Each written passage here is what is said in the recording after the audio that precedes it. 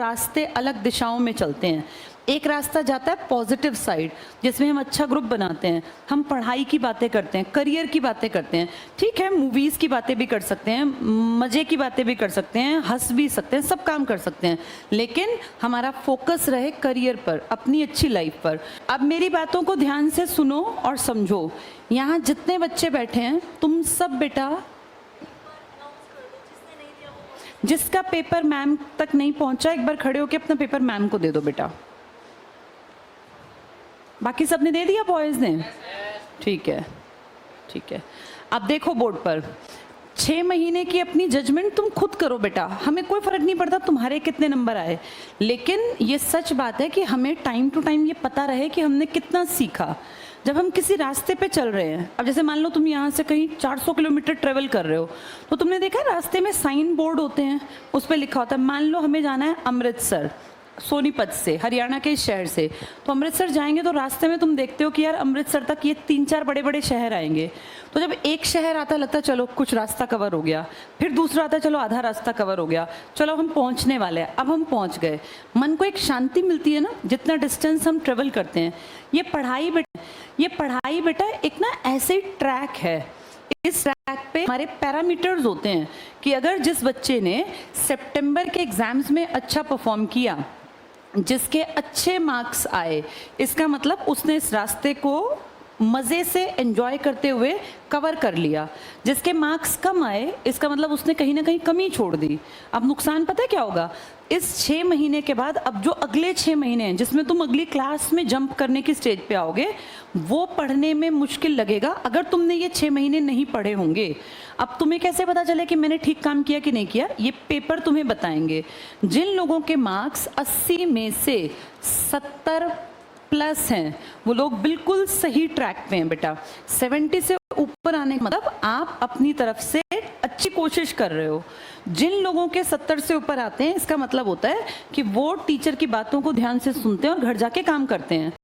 जिन लोगों का स्कोर 65 से 70 के बीच में है, वो भी ठीक हैं, लेकिन उनको थोड़ी और मेहनत करनी चाहिए बेटा। मैं ये बिल्कुल नहीं कह रही 79 लाओ, लेकिन 70 से ऊपर का टारगेट हर एक बच्चे का होना चाहिए। जिनके मार्क्स 60 से कम हैं, 20 नंबर जिन्होंने गवा दिए, वो बेटा एवरेज बच्चे हैं।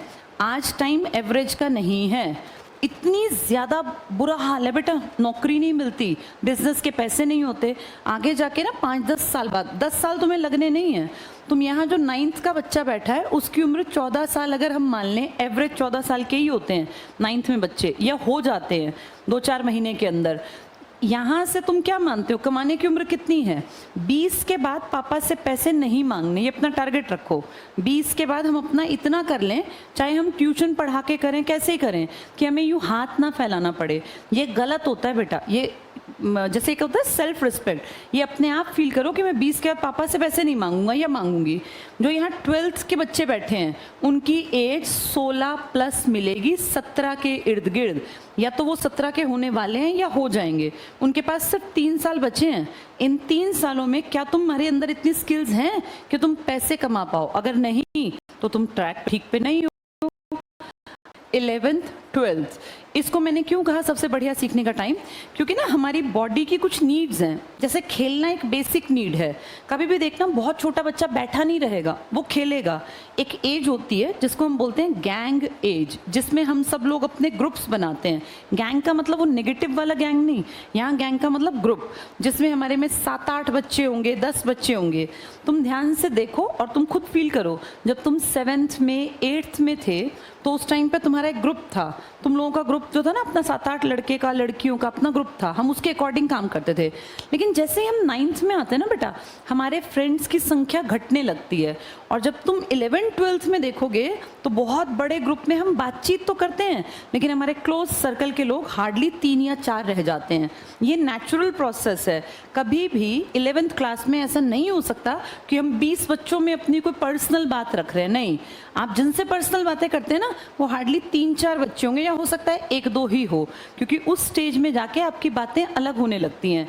अब आपका खेल धीरे धीरे घटेगा, ये नेचुरल है। आपकी बॉडी की जो मांसपेशियां हैं ना, वो एक हद तक मेनली बढ़ जाती हैं। उसके बाद फिर लड़कों की तो हाइट खैर निकलती है 12वीं तक, लेकिन आप देखना खेल में उतना इंटरेस्ट नहीं आता जितने अपने छोटे से ग्रुप में बातचीत करने में। ये बिल्कुल नेचुरल है।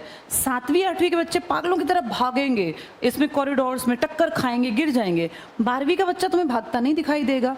देखा, 12वीं के बच्चे नहीं भाग रहे हैं, वो अपना ग्रुप सा बना के चल रहे होते हैं। ये तुम जिस स्टेज में हो ना बेटा, ये एडोलेसेंस एज है। एडोलेसेंस एज में हमें करियर की तरफ मुड़ना होता है कि अब मेरा भविष्य क्या होगा। तुम में से कुछ लोग तो समझदार हैं, जिनको एक अच्छा माहौल मिला, जिनके पेरेंट्स उनकी टाइम टू टाइम काउंसलिंग करते हैं। लेकिन बहुत सारे इंडिया में ऐसे परिवार हैं जिनको काउंसलिंग का पता ही नहीं है। हम खुद भी अगर देखें तो हमारे पापा मम्मी के टाइम में लोगों को पता ही नहीं था। आज सबसे बड़ी ज़रूरत है, जब बच्चा 9वीं से 12वीं के बीच में हो तो उसकी टाइम टू टाइम काउंसलिंग की जाए। आपकी एज सबसे इम्पॉर्टेंट पड़ाव है, आगे के 50 साल कैसे होंगे, क्योंकि इस एज में हमारी ज़िंदगी में ना बेटा 2 रास्ते अलग दिशाओं में चलते हैं। एक रास्ता जाता है पॉजिटिव साइड, जिसमें हम अच्छा ग्रुप बनाते हैं, हम पढ़ाई की बातें करते हैं, करियर की बातें करते हैं। ठीक है, मूवीज़ की बातें भी कर सकते हैं, मज़े की बातें भी कर सकते हैं, हंस भी सकते हैं, सब काम कर सकते हैं, लेकिन हमारा फोकस रहे करियर पर, अपनी अच्छी लाइफ पर। कुछ लोग बेटा 9th क्लास से एक नेगेटिव रास्ता पकड़ते हैं। पेरेंट्स की बिल्कुल नहीं सुनेंगे, पेरेंट्स जो कहेंगे सीधा उल्टा बोलेंगे, टीचर्स कहेंगे तो भी उल्टा बोलेंगे। अपना ग्रुप ऐसा चुनेंगे जो ना पढ़ता होगा ना लिखता होगा, जिसको ना कोई करियर से मतलब। पेरेंट्स के साथ साथ टीचर्स को भी वो एक ही उसमें रखते हैं कि भैया जब हम पेरेंट्स की इज्जत नहीं करते, हम टीचर्स की भी क्यों इज्जत करें। ये हर क्लास में मिलेंगे 9th के बाद से। अपने आप को जज करो, तुम इस प्लस वाले में हो या माइनस वाले में। अगर तुम हो प्लस वाले में तो तुम अच्छे पलड़े में हो बेटा, तुम बढ़िया तरीके से अपनी ज़िंदगी सेट कर लोगे। और अगर तुम्हारे यार दोस्त इस तरह के हैं जो नेगेटिव, ये खुद फील करना है अपनी आत्मा से। अगर तुम्हारे यार दोस्त गलत तरह की बातें करते हैं, इस तरह की बातें जिनसे कभी आज तक कोई अच्छा नहीं बना, तो अपने आप को जज करना कि मैं गलत रास्ते पे हूँ। कोई कभी भी अपना रास्ता बदल सकता है जब वो शुरुआत में है। अगर उसको गंदगी में मज़ा आने लग गया ना, फिर वो रास्ता नहीं बदल पाएगा। ये लड़कियों के लिए भी है बेटा, हम सबकी लाइफ में दोनों रास्ते आएंगे, पॉजिटिव भी और नेगेटिव भी। ये हमारा पर्सनल टेस्ट है कि हम किस तरफ मुड़े। एक बात ध्यान रखना, जो लोग नेगेटिव रास्ते पे चलते हैं उन्हें अभी पता नहीं चलता कि हमारा क्या होगा।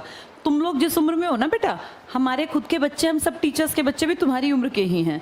हमने तुमसे दुगनी ज़िंदगी से भी ज़्यादा टाइम देख लिया, और हमने ये देखा, हमारे पेरेंट्स ने भी हमें ये बातें बताई थी कि जो लोग गलत रास्ता पकड़ते हैं, ये कुछ साल तो गुजरते हैं उनके ठीक, उन्हें लगता है हम दादा टाइप के लोग हैं, सब हमसे डरते हैं, लेकिन रियलिटी ये है बेटा, अगले 40 साल उनके तबाह हो जाते हैं। ये दोस्त जो इस टाइम पे आपको गलत रास्ता दिखाते हैं ना, ये ज़िंदगी में कहीं नहीं खड़े होंगे आपके साथ। अच्छे दोस्त खड़े मिलेंगे कहीं, तुम में से कोई IAS लग गया, कोई टीचर लग गया, कोई आर्किटेक्ट बन गया, कोई कहीं सरकारी नौकरी में चला गया, तो क्या होगा, कभी मिलेंगे, अच्छा यार क्या कर रहा है, यार मैं उस पैकेज पे हूँ, मेरी वाइफ जो है टीचर है, मैं जो है कॉरपोरेट सेक्टर में अच्छी पोस्ट पे पहुँच गया, हमारा एक बेटा है एक बेटी है, वो किसी अच्छे स्कूल में बताया कि फलां स्कूल में, विदेश में जाके पढ़ रहे हैं।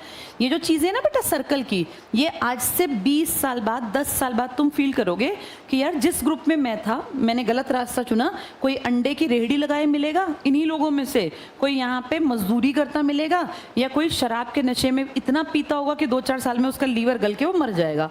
ये हमारे समाज का अंग पहले भी था, आज भी है। तुम्हारे पिताजी के साथ के कुछ लोग शराब इतनी पीते हैं कि वो कुछ सालों में मर जाते हैं। कई बार सुना है ना कि पिताजी शराब पीते पीते इतना बॉडी उनका फेल कर गए ऑर्गन्स। कई लोग तुम्हारे पिताजी के साथ के थे जो अच्छे निकल गए, मेहनत की।